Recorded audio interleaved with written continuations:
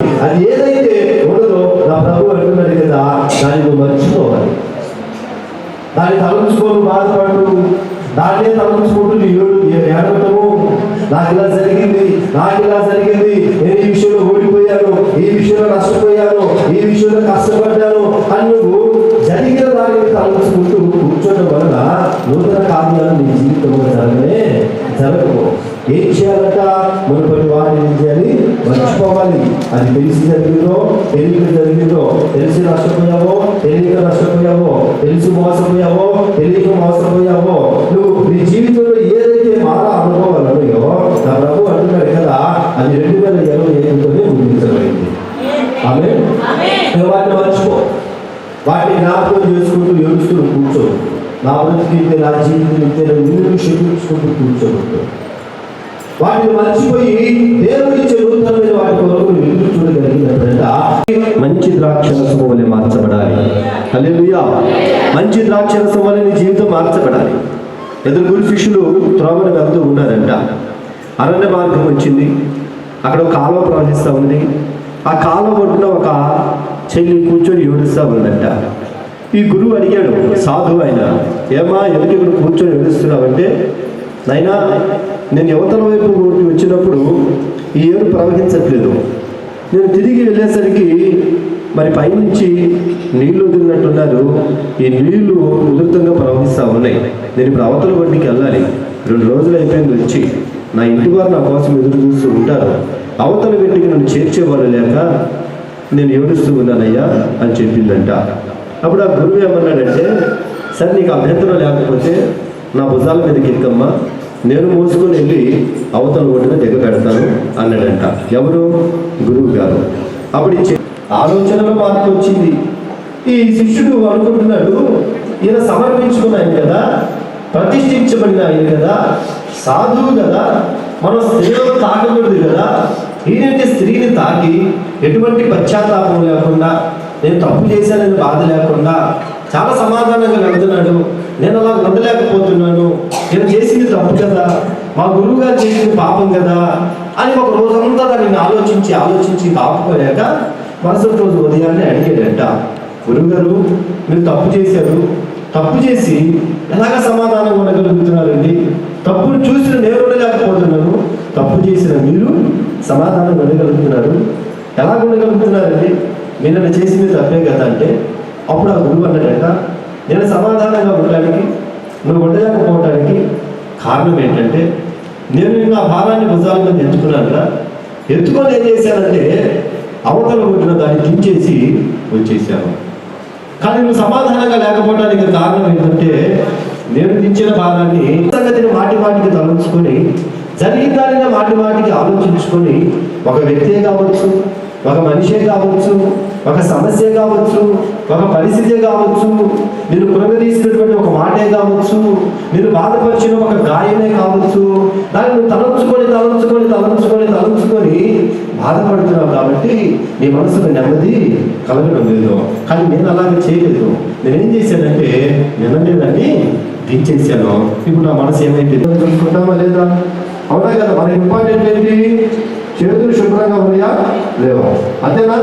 చేతులు కడుక్కున్న తర్వాత ఈ ఊరికి ఏ గొడవలోకి వెళ్ళింది, అది ఏ కాలంలో పోతుంది, అది ఎటు నుంచి ప్రవహిస్తుంది, అది వెతుకుతామా? అది వెళ్ళిపోయిందంటే ఇప్పుడు మనం చూడాల్సింది ఏంటంటే మన చేతులు శుభ్రంగా ఉన్నాయా లేవా? దేవుడు కూడా అంతే. నువ్వు ఒప్పుకున్న తర్వాత, నువ్వు కడగబడిన తర్వాత, నువ్వు అంగీకరించిన తర్వాత, నువ్వు శుద్ధీకరించుకున్న తర్వాత, నువ్వు పరిశుద్ధపరుచుకున్న తర్వాత ఇక జరిగిన దానిని ప్రభు ఆలోచించడు, జరిగిన దాని గురించి ప్రభు ఎత్తి చూపుడు. నీ జీవితంలో సమాధానాలు కోల్పోవడానికి కారణం ఏంటంటే జరిగిన దాన్ని మాటికి తొలగించుకుంటున్నావు. నష్టాన్ని, కష్టాన్ని, బాధలను, ఇబ్బందిని, ఒంటరితనాన్ని, నన్ను అట్లాగన్నారు, నన్ను ఇంతగన్నారు, నన్ను అట్లా చేశాను, నన్ను ఎట్లా చేశారు, నేను ఎట్లా మోసపోయానని నువ్వు తలంచుకొని బాధపడుతూ నా ప్రభు ఒక నూతన క్రియ చేయబోతున్నాడు, ఒక అద్భుతం చేయబోతున్నాడు, ఒక సూచన చేయబోతున్నాడు, ఒక నూతనమైనటువంటి క్రియలు నీ జీవితంలో జరిగించి ఈ ప్రాంతంలో ఒక వేరుగా నా ప్రభు మార్చబోతున్నాడు. అందుకని జరిగిన వాటిని నువ్వు తలంచుకొని బాధపడుతూ పూర్వకాలపు సంగతులను యోచించుకు కురిగిపోవడంతో నీ కోసం ఒక నూతన ఆశీర్వాదాన్ని నా ప్రభు సిద్ధపరిచి ఉంచాడు. ఒక నూతన దీవెనలు నా ప్రభు దాచిపెట్టి వచ్చాడు. ఆయన అరణ్యంలో త్రోవలను కలిగించేవాడు, ఎడారిలో సెలయేళ్లను కలిగించేవాడు. ఒకవేళ ఈ పూట నీ జీవితం అరణ్యంలాగే ఉండేమో, ఈ 2026 అరణ్యాన్ని నా ప్రభు సంతోషకాలములుగా, ఉత్సాహకాలములుగా ఈ అరణ్య రోజులను ఉల్లాసంగా నా ప్రభు జరిగించుగాక. ఆమె పూర్వకాలపు సంగతులను తలంచుకోబడి మునుపటి వాటిని మీరు జ్ఞాపకము చేసుకోబడి. చాలా మొదటి మాట ఏంటంటే, మీ జీవితంలో ఒక నూతన క్రియ చేయాలంటే అందులో ఏం చేయాలి? జరిగిన దాన్ని ఇంకా జ్ఞాపకం చేసుకోవద్దు. అది మర్చిపోండి. కొత్తగా లైఫ్ స్టార్ట్ చేయండి, కొత్తగా జీవితాన్ని స్టార్ట్ చేయండి. కొత్త తీర్మానాలు, కొత్త నిబంధనలు, కొత్త ఆలోచనలు ఈ సంవత్సరాన్ని ప్రారంభించండి. నూతన కార్యాలు మీ కుటుంబంలో నా ప్రభు జరిగించండి కాక. ఆమె రెండవదిగా ఏముండాలంటే సిద్ధపాటు ఉండాలి. అంటే ప్రణాళిక ఉండాలి జీవితానికి. మనిషికి ఏముండాలంటే దేవుడి కార్యాలు మన పక్కన జరగాలంటే మనిషికి ప్రణాళిక ఉండాలి. ఒక ప్రణాళిక. శాఖర్ గారు సాంబార్ చేస్తారు, చాలా అద్భుతంగా చేస్తారు, అవునా? సాంబార్ చేసేటప్పుడు ఆయన అప్పటికప్పుడు చేస్తారా? చెప్పలేదు మీరు? అప్పటికప్పుడు డైవరీ గారు చెప్పారు కరెక్ట్గా. ఏం చేస్తారు? అన్నీ ముందు సిద్ధపరుచుకుంటాడు. దానికి కావాల్సిన నూనె, దానికి కావాల్సిన సరుకులు కూడా వచ్చినట్టు ఒకసారి చదువుతాము. సామెతల గ్రంథము 16వ అధ్యాయము 3వ మాట చదువుతుంది. ఏడుతున్న జీవన గట్టిగా చదువుమాట. మీ పనుల భారము యెహోవా మీద మోపు. పనులంట భారం అయ్యాక, పనులు కష్టమైనవంట. ఇవే చూస్తుంది. నువ్వు చేస్తున్న పని నీ భర్తకు ఒకవేళ తేలికేనేమో. కొంతమంది భర్తలు ఏమంటారు? బట్టలు వండుకోవడం ఒక పనేనా, అంట్లు కావడం కూడా ఒక పనేనా, అన్నం కూర వండడం కూడా ఒక పనేనా అంటారు. మీరు 4 రోజులు కనుక ఊరెళ్తే అప్పుడు తెలిసింది వాళ్ళకి బట్టలు వండడానికి కష్టమో, అన్నం కూర వండడానికి కష్టమో కదా. ఎవరి భారం వాళ్ళకి తెలిసింది. పని అంట భారం అంట, పనులు చాలా కష్టమైనవంట. అయితే ఆ పని నీకు తేలిక అవ్వాలంటే ప్రభు ఏమంటున్నాడంటే ఆ పనిలో ఉన్నటువంటి భారాన్ని దేవుని మీద మోపు. ఆమె ఆయన ఏమంటున్నాడు? పనులు భారమైనవి, నీ పనుల భారం యెహోవా మీద నువ్వు మోపినప్పుడు నువ్వు చేసే పనిలో సక్సెస్ అవుతావు. నువ్వు చేసే పనిని నా దేవుడు సఫలపరుస్తాడు. ఉలవపాడు ఆశ్రమం కాబట్టి మామిడి గారికి ఫేమస్. అక్కడ మేము మేడలో పెళ్లికి వెళ్ళాము. అక్కడికి పాస్టర్ గారు అక్క వాళ్ళ బాబు లేదు, ఇద్దరు కార్లు ఒంగోలు వెళ్ళాను బట్టలు తీసుకున్నామని. బయలుదేరంటే ఉలవపాడు బైపాస్ మీద ఒక ముసలామా నెత్తిన మామిడికాయలు పెట్టుకుని నిలబడింది. ఆమె పాపం ఆటో కోసం ఎదురు చూస్తూ ఉంది. సరే నాకు అనిపించింది, చాలాసేపటి నుంచి మేడలో ఎండాకాలము మామిడికాయ అంత పొట్ట నెత్తి మీద పెట్టుకొని అది ఆటో కోసం చూస్తున్నట్టుంది. అయ్యా మనం వెళ్ళేదాన్ని కదా, ఆ శంకరాయ కొండ తెలుగుకి వెళ్దామయ్యా అంటే సరే బాబా వెళ్ళాలయ్యా. అప్పుడు మేము కారు ముసలాం కాపి అమ్మ ఎక్కడికి వెళ్ళాలంటే శంకరాయ కొండ అయితే నేను ఒంగోలు వెళ్దామమ్మా, వెళ్ళేటప్పుడు నిలబెట్టి వెళ్తాము, నీకు అభ్యంతరం లేకపోతే కారు ఎక్కమంటే సరేనయ్యా అని చెప్పి ఆ కారుకి కూర్చుంది. ఒక 2 నిమిషాల కారు అట్లాగా నడిచింది. నాకు అది ఎందుకో సువార్త చెబుతామని ఆమె పేరు కనుక్కొని ఆమె దేవుడు మాటలు చెప్తామన్నట్టుగా, అమ్మ మీ పేరేంటి, మీరు ఎక్కడి నుండి వస్తున్నారు, మీకు ఏం చేస్తారని తెలుసుకుందాం. వెనక్కి చూస్తే ఆ మనిషి కారులో ఎత్తి మీద పొట్ట పెట్టుకొని కూర్చుంది. ఏదండి? ఎత్తి మీద పొట్ట పెట్టుకొని కూర్చోండి. నేను వెనక్కి చూసి షాకు. దేనికి? అమ్మా అది కాదు, కారు ఎక్కించుకుంది దేనికి? ఆ పొట్ట భారం ఇద్దరే, ఆ భారాన్ని కూర్చుదామని కారు ఎక్కించుకొని కూర్చున్నాను. ఎందుకంటమ్మా పొట్ట ఎత్తి పెట్టుకొని కూర్చున్నామని అడిగాను. అడిగితే ఆవిడ తెలుసా? ఆవేమంటారంటే అది కాదయ్యా, అయ్యా మీ కాదు నన్నంటే మోసింది కానీ మీ పొట్ట మోసింది అయ్యా,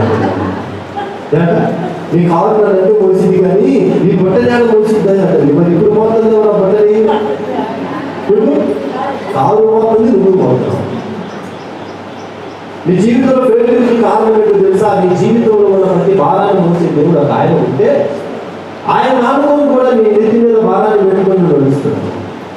నేను అన్నది తీసేయమ్మా, ఎందుకు మోసింది కాదు చెప్పాలి, నీ నెత్తి మీద భారాన్ని కూడా మోసింది. ఆమె ఆ కాదు నా దేవుడు, ఆ కాదు నా యేసయ్య.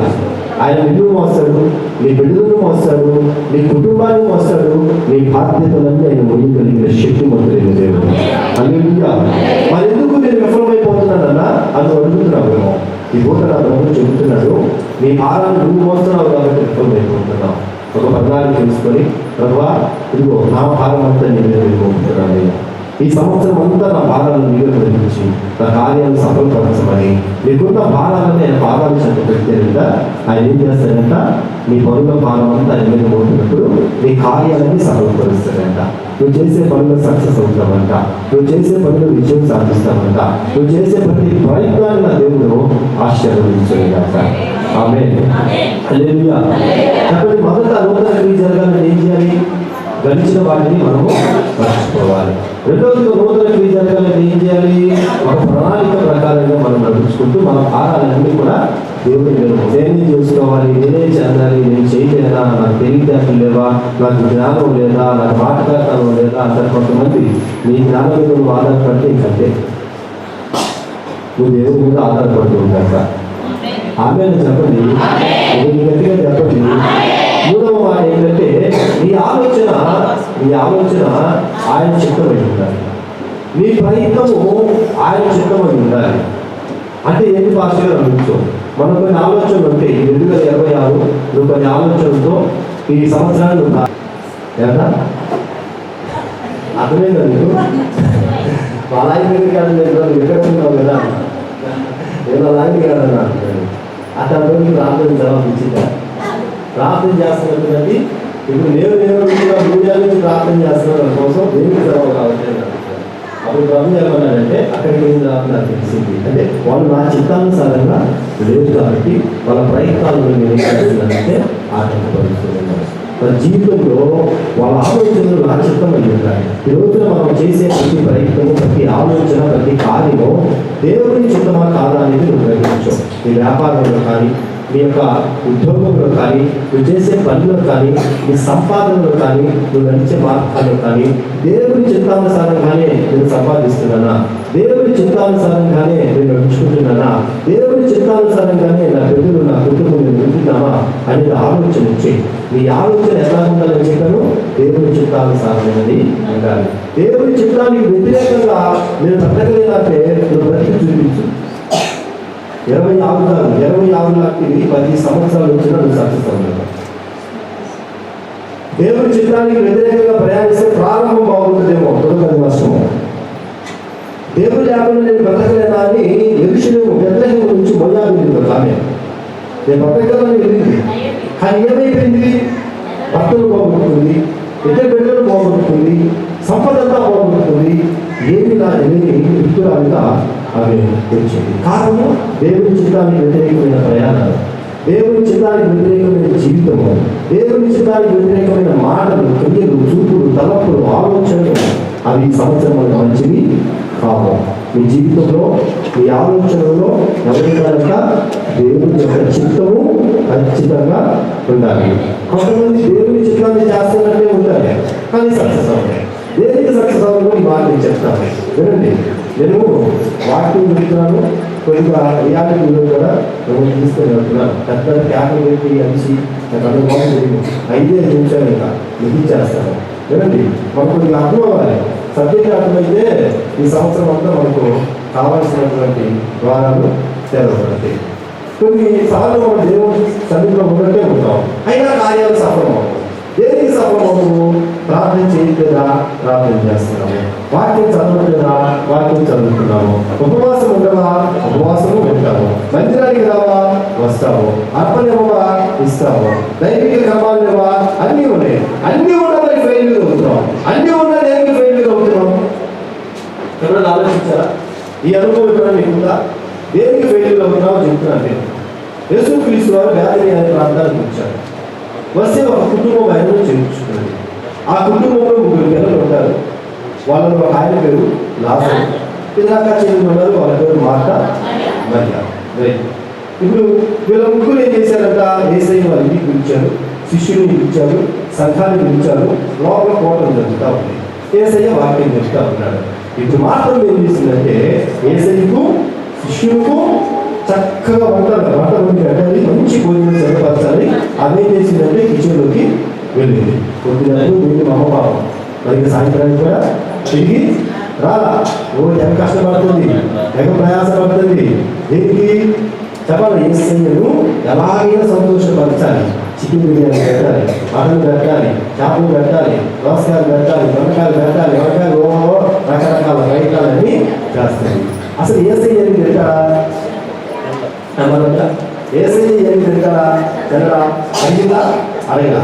అడగకుండా ఏం చేసిందంటే ఏసయ్య ఎలాగైనా సంతోషపడతాని పొద్దు నుంచి ప్రయాసపడుతుంది. వాళ్ళ చెల్లిలో కావుంది ఆమె పేరు మరియా. ఆమె ఏం చేస్తుందంట? ఏసయ్య పాఠాలు చదివి కూర్చొని వాక్యం వింటా ఉందంట. ఇక్కడ ఒక్క మాట అడుగుతాను, మీరు యథార్థంగా రియాలిటీగా చెప్పండి. ఇందాక చెప్తాను కదా, గ్యాస్ వరకు నేను మాట్లాడుతున్నాను. ఇంకా ఇప్పుడు మార్తమ్మ మరియమ్మ ఇద్దరు ఎవరి పనిలో ఉన్నారు? ఇద్దరు. మార్తా దేవుడి పనిలోనే ఉంది. ఆయన వంట వండి పెట్టాలి, వచ్చిన వాళ్ళకి భోజనం చేసి పెట్టాలి, మంచి ఆతిథ్యాలు. మార్తమ్మ దేవుడి పనిలోనే ఉంది, మరియమ్మ కూడా దేవుడి పనిలోనే ఉంది. అవునా కదా? మరి వీళ్ళిద్దరు ఒకళ్ళు సక్సెస్ అయ్యారు, ఒకళ్ళు ఫెయిల్యూర్ అయ్యారు. యేసయ్య దృష్టిలో అమ్మ మార్తా నువ్వు ఫెయిల్యూర్, నువ్వు ఓడిపోయావు, నువ్వు అనవసరం. కానీ మీ చెల్లెల మరియా సక్సెస్ అయింది. మీ చెల్లెల మరియను నేను దీవిస్తాను. ఇప్పుడు మార్తా వాళ్ళు అదేనండి, నేను చేస్తుంది మీ పనే, ఆ చెల్లి చేస్తుంది కూడా మీ పనే, మరి ఆమె దీవించినప్పుడు అన్నిందుకు దీవించవు అని మార్తా పడుకోవచ్చు. అప్పుడు యేసయ్య ఏమన్నాడు తెలుసా? నువ్వేమో నా పనిలో ఉన్నావు, మీ చెల్లెమో నాతో ఉంది. అలా అర్థమైందా? నువ్వు నా పని చేస్తున్నావు అంటే నాతో గడిపిన దినాలు నీకు, నాతో నడిచిన దినాలు నీకు లేవు, నా తోడు నీకు లేవు. కానీ నీ చెల్లి మరి ఉన్నదే, ఆమె నాతో నడుస్తుంది, ఆమె నాతో నడుస్తుంది, ఆమె నాతో ఉంటుంది. ఈ నెల స్థానమైన పరిచయం ఇచ్చాడు. ఒక్కొక్క రోజు 3 కోటాలు 4 కోటాలు కూడా పెట్టుకోవడానికి ప్రభుత్వం ఇచ్చారు. ఆయా ఇచ్చిన పరిచయం ఏమిటో అలా సూచిస్తున్న ఒక పావులో నాకు ఒక స్మరణ ఏర్పడతా ఉంది, అయ్యా అలా ఎందుకు సంతోషంగా ఉన్నా ఈరోజు కదా అయ్యా, అందరితో కలిగాను, అందరికీ స్వార్థ ప్రకటించాను, అందరి దగ్గర నేను వాడగడ్డానయ్యా, అందరికీ స్వర్గాలు చెల్లిస్తున్నాను, అందుకే నాకు సంతోషంగా ఉన్నాయి. అంటే యేసయ్య ఏమన్నాడు తెలుసా? నీకు సంతోషంగా ఉండేమో కానీ నాకు సంతోషంగా లేదు. నువ్వు సంతృప్తి పడే పరిచయ భక్తి నువ్వు చేస్తున్నావు, కానీ నన్ను సంతృప్తిపరిచి నన్ను సంతోషపరిచే భక్తి నువ్వు చేయలేదు అన్నాడు. ఉదయం 7 గంటలకు వెళ్తే రాత్రి 8 ఉదయం 7 గంటలకు ఇంట్లో బయటకు వస్తే రాత్రి 8 ఇంట్లోకి వెళ్తే మరి చూడండి 20 గంటలు ఇంచు ప్రభు పనిలో నేను ఉంటే ఇప్పుడు అంత ప్రయాసంలో ఇంటికి వెళ్ళి ప్రభు దగ్గర మోకరిస్తే ప్రభు మెచ్చుకుంటాడు అనుకున్నాను. కానీ ప్రభు ఏమన్నాడు తెలుసా? నేను 20 గంటల పడినటువంటి ప్రయాసం అదే, అది నీకు సంతోషాన్ని కలిగించిందేమో కానీ నాకు సంతోషాన్ని కలిగించలేదు. ఆ చేతులు అట్లా వంకడం ప్రారంభించింది. ఆ స్వరం ఎక్కడప్పుడు నా గుండెల్లో ఆ శబ్దం వేగం పెరుగుతూ ఉన్నాడు. నా చెవులకు ఆ వేగం ఉన్నట్టు దేనికని నేను సంతోషపరచలేకపోయానని అడిగాను. అప్పుడు ప్రభు ఉన్నాడు తెలుసా? నువ్వు అందరితో గడిపావు కానీ నాతో గడపలేదు. నువ్వు విజయవాడ బిడ్డలతో గడిపావు, గుంటూరులో కూడా సాగి బిడ్డలతో గడిపావు, అక్కడ రసవపేట రాబిడి పాలన వాళ్ళతో గడిపావు, ఇంకా అనేక మంది స్నేహితులతో గడిపావు, చుట్టాలతో గడిపావు, చాలా మందితో గడిపి స్వార్థ ప్రకటించావు. కానీ ఈ రోజు 20 గంటలు 1 గంట నాతో గడిపావని అడిగావు. నేను గడపలేదు అంటే నాతో గడపకుండా నేను చేసే పని నాకు నచ్చలేదండి. దేనికి నువ్వు ఓడిపోతున్నావంటే చెప్పాలి, అన్నిటికీ సమయం ఉంది, కానీ నీ జీవితంలో దేవుడికి ఇవ్వాల్సిన సమయం ఇవ్వట్లేదు. నువ్వు దేవుళ్ళలోనే ఉంటున్నావు, ప్రార్థనలోనే ఉంటున్నావు, కానీ ఆయన నీ హృదయంలో, నీ కుటుంబంలో, నీ ఇంట్లో, నీ ఒంట్లో, నీ మనస్సులో ఆయనకు స్థానాన్ని చోటుని నువ్వు ఇవ్వలేకపోతున్నావు. నువ్వు మార్త వల్ల కాదు, ఈ దినమున మరీ వల్ల ఉందని ఒక తీర్మానం చేసుకో. నా దినము మొదట మీదే ప్రభా, నా దినము ఆఖరి గడి కూడా మీదే ప్రభా. నా దినాన్ని నీతో ప్రారంభిస్తాను, నా దినము నీతో నేను ముగిస్తాను. ఒక చిక్కుగా చదువుకునే వ్యక్తి ఎరుషలేము ప్రాంతానికి ప్రధానమంత్రి అయ్యాడు. బెంజమిన్ నెతన్యాహు మన ఇండియాలో వచ్చినప్పుడు అతన్ని ఇంటర్వ్యూ చేస్తే ఆ పత్రికా విలేకరికి బెంజమిన్ నెతన్యాహు ఏం చెప్పారు తెలుసా? ఒక చిక్కుగా చదువుకుని ఇంట్లో పుట్టిన నీవు ఒక దేశానికి ఎలా ప్రధానమంత్రి అయ్యామంటే ఆయన అన్నాడు, అయ్యా మా దేవుడు మేము దేవుడితో ప్రారంభించేవాళ్ళము, మా దేవుడు మేము దేవుడితో ముగించేవాళ్ళము. బైబిల్ చదవకుండా దినాన్ని ప్రారంభించేవాళ్ళు కాదు, బైబిల్ చదవకుండా దేవుని ముగించేవాళ్ళు కాదు, ప్రార్థన చేయకుండా ఒక దినాన్ని ప్రారంభించేవాళ్ళు కాదు, ప్రార్థన చేయకుండా దినాన్ని మేము ముగించేవాళ్ళు కాదు. మన దేవుని ఎదురుగా మేము గడిపారు కాబట్టి మా దేవుడు మమ్మల్ని ఈరోజు ఉన్నత స్థానాల్లో పెట్టారు. ఈ జీవితంలో సక్సెస్ అవ్వాలంటే మనుషులు గడుపుతున్న మంచిదే, అయితే దేవుడితో గడపడానికి సమయాన్ని కేటాయించు, తీర్మానం చేసుకో. ఈ సంవత్సరం దేవుడితో గడపడానికి సమయాన్ని కేటాయించి చూడు, నువ్వు చేసే ప్రతి ప్రయత్నాన్ని సఫలపరుస్తాను, ప్రతి ప్రయత్నాన్ని సఫలపరుస్తాను. యాకోబు దేవుడితో పెరుగులాగాడు, అతను అడుగు పెట్టిన ప్రతి స్థలాన్ని దేవుడు దీవించాడు, యోసేపు అడుగు పెట్టిన ప్రతి స్థలాన్ని దేవుడు దీవించాడట. దావీదు చేసిన సర్వ ప్రయత్నం మధ్యలేడు, దీనికి వాళ్ళందరూ దేవుడితో సమయాన్ని గడిపేవాళ్ళు. సెల్ ఫోన్ గడపడానికి సమయం, స్నేహితులు గడపడానికి సమయం, వంటల దగ్గర సమయం, పిల్లల దగ్గర సమయం, వ్యర్థమైన కార్యాలు చేసే దగ్గర సమయం ఉంది. దేవుడితో గడపడానికి ఎందుకు మనకు సమయం లేదు? ఇప్పుడు ఆలోచించారా? ఇప్పుడు ఒక తీర్మానం చేసుకో, ఈ సంవత్సరాలు నేను గడిపరుచుకోగా మీతో నేను సమయాన్ని గడిపాను తప్ప మీరు తీర్మానం చేసుకోవడంగానే నా ప్రభు నూతనమైన కార్యాన్ని జరిగించేది కాక.